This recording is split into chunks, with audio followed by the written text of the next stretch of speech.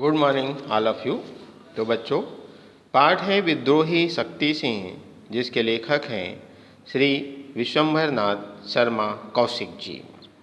इस कहानी के माध्यम से, इस पाठ के माध्यम से कहानीकार जो है दो ऐतिहासिक पात्रों के मध्य जो है एक छोटी सी बात को लेकर दोनों भाइयों के बीच मतभेद हो जाते हैं। दोनों के प्रेम में मतभेद आ जाता है, ग्लानि के भाव आ जाते हैं और उस भावनाओं के आवेग को बड़े कुशलता के साथ इस पाठ में चित्रित किया गया है। महाराणा प्रताप और शक्ति सिंह में मतभेद जो होता है, अपमान से आहत दोनों में प्रतिशोध भाव से भरा हुआ शक्ति जो है, शक्ति सिंह क्रोध के आवेग में वह जो है चित्तौड़ छोड़कर चला जाता है और उसके मन में एक ही भाव है कि वो किस प्रकार से महाराणा प्रताप से प्रतिशोध ले, बदला ले। ऐसी भावना जो है भाई के प्रति छोटा भाई जो है रखता है। इस बात को बड़ी सजीवता के साथ चित्रित किया गया है इस पाठ में।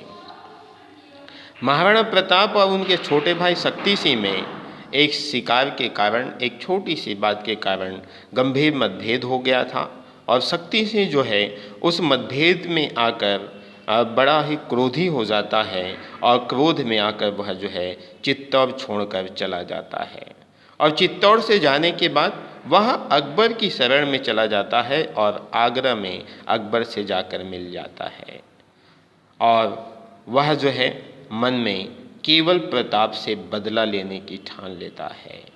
इन किन प्रकारेण कैसे भी हो, केवल महाराणा प्रताप से बदला लेने की बात रखता है और बदला लेने का ठान लेता है। और उसी समय मुगलों और राजपूतों में युद्ध छिड़ जाता है और उस समय राजपूतों की सैनिक टुकड़ी की संख्या कम है, मुगलों की संख्या बहुत ज़्यादा है। अब दुर्भाग्य से होता ये है कि इस युद्ध में राजपूतों को पराजय का सामना करना पड़ता है और पराजय का सामना करना पड़ता है तो महाराणा प्रताप के वीर सेनापति मन्ना जो है अपने सूझबूझ और अपने बुद्धिमता से वह युद्ध क्षेत्र से बड़े कुशलतापूर्वक महाराणा प्रताप को निकल जाने का मौका देता है, उसे निकलने को कहता है। लेकिन इस बात को शक्ति सिंह जो है जान जाता है और शक्ति सिंह जो है बड़ा सुंदर अवसर है, बड़ा अच्छा अवसर है महाराणा प्रताप से बदला लेने के लिए। ऐसा अवसर जानकर बदले की भावना से अपना घोड़ा जो है प्रताप के घोड़े के पीछे पीछे दौड़ा देता है।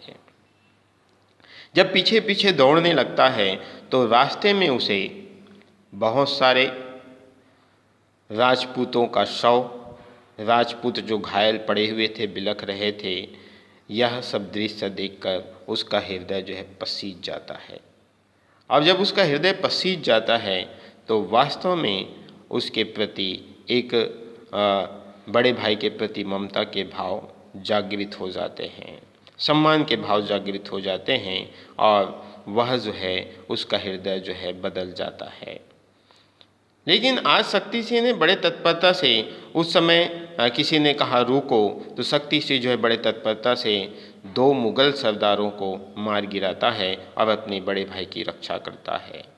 आज बड़े भाई की रक्षा के लिए वह मुगल सरदारों को मार गिराया है और महाराणा प्रताप जो है अपनी दोनों बाहें फैलाकर वह उससे, अपने छोटे भाई से गले मिलता है।